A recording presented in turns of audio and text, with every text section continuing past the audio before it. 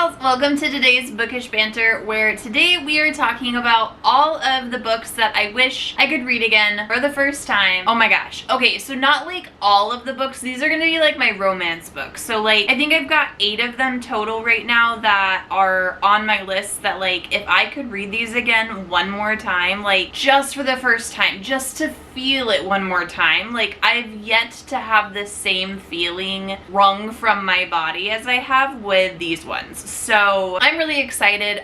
Technically one of them is just like the author as a whole, but we'll get into that in a little bit. So first we're gonna go with the books that I have shelf trophies of currently in my possession. Some of these I do own, but they're being loaned out, and the other ones I have like, I'm waiting for special editions. I know they're coming, or I just have a feeling they're coming, so I'll talk about those shortly. So my first one is Peppermint Bark No Bite. Like this, okay, so I got to read this, read this for Book with the Emilys and for Bailey, and this book was my first like trans adult romance that like made me feel seen. And like, I'm not a trans woman, I'm not a trans man, I'm non-binary, but like I felt like it represented more than just like this typical trans tropes that people tend to believe. And it was very like, no, this is a successful woman who has her shit together and like knows what she's doing, and like, I don't know, the power that I felt from that, and then the acceptance and the romance and the, oh, I just swoon every time. She did so good with this book, but I love this one. So this is my first one of like, if I could read it again for the first time, this would be one of them that I would pick.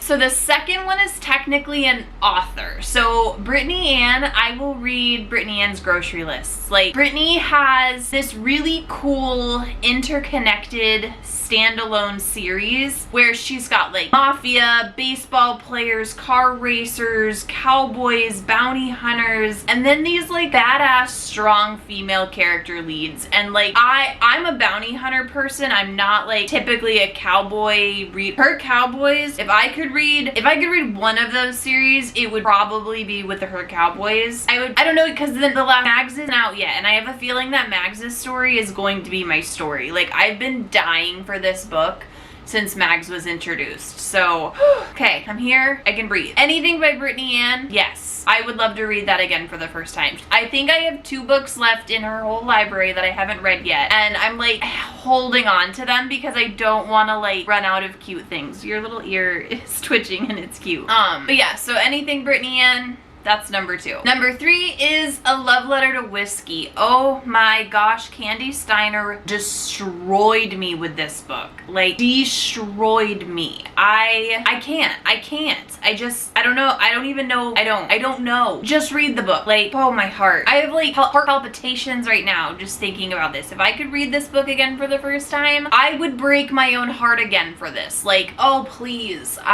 Just read the damn book. A Love Letter to Whiskey, Candy Steiner. Really, Candy Steiner can do no wrong either. Like, I've yet to find one of her books that I don't love, but A Love Letter to Whiskey, whew, it's good. It's good. Okay, so the next one goes hand in hand with each other, so it's technically 2 books, but it's Till Death by Miranda Lynn and then Nevermore. I would give my left kidney to read Till Death again for the first time. The twists, the turns, the banter, the romance, the fantasy, the edge of your seat, the way it captivates you. Oh yes, love Till Death. Nevermore, also incredible. Love, like, I was feral for Till Death, and I feel like I would be feral for Till Death if I got to read it all over again for the first time. But Nevermore, I was like, if there's a word beyond feral, that was me when I finished it, and then we have to wait for Evermore to come. So like, oh, but anyway, I love Miranda Lynn, so I super stoked about that series. The next one that I really wish I could read again for the first time is The Pairing. It was a Casey McQuiston book. That was the first like not like sexy non-binary representation that I ever got to like feel. Like, I don't know, it wasn't like a teenager coming out and like coming of age kind of thing. It was like an adult who is non-binary and very, very comfortable in their gender, and like, I don't know, I felt, and then it like the romance and the passion and the sexiness and the like, oh, I love that. I loved that book so much. I would love to read it again for the first time. The adventure, like, it was magic. And then another queer book that I really loved, it's not technically, I have a little list in front of me. It's not technically on my list. It's Here We Go Again. This is Alison Cochran, I think. Another non-binary queer it's like a rom-com, but like it also kind of like pulls at your heart a little bit, like a lot of it, because I cried a lot. But it's like, I don't know, I loved, and the romance and the like that was another good one too. It wasn't on the list originally, but I would love to read that one again for the first time too. And then we're gonna wrap this up with our last two. So my last two specifically, I loved The Ex-Vow.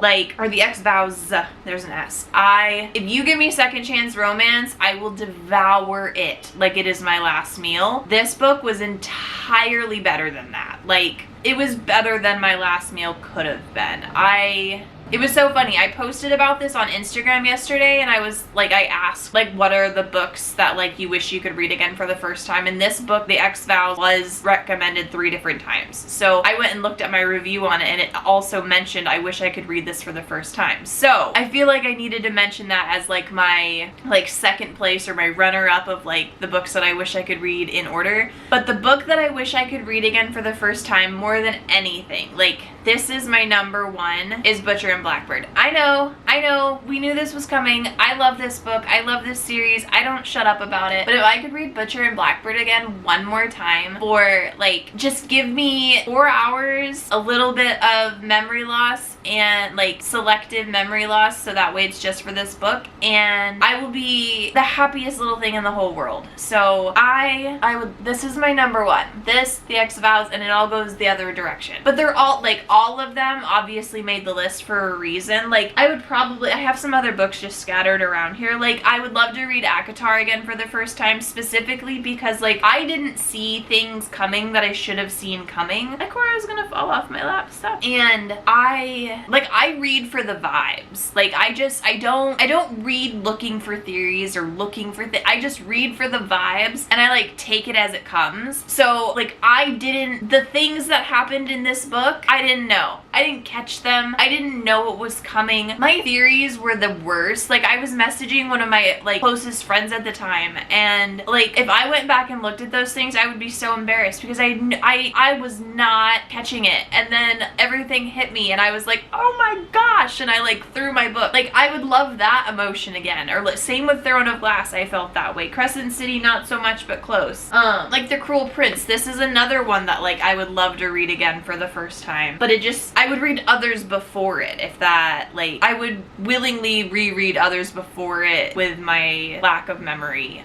So yeah. But yeah, those are all of my books. I don't know what actual number I got up to. Maybe it was 10, maybe it was 9, could have been 11. I don't know where we're at, but that's my bookish banter for this week. I feel like all of these videos are gonna be totally random, and I'm just gonna record them like the day before they go live. So I think next week I already have planned out, because it's our book journal update. So I'm gonna go over my book journal from January through now, and then we'll finish the update, or I'll show you the update for what we're gonna change up in May. Yeah. So that is the video for today. I appreciate you, and don't forget to hit subscribe if you like the video, and I will see you in the next one. Bye!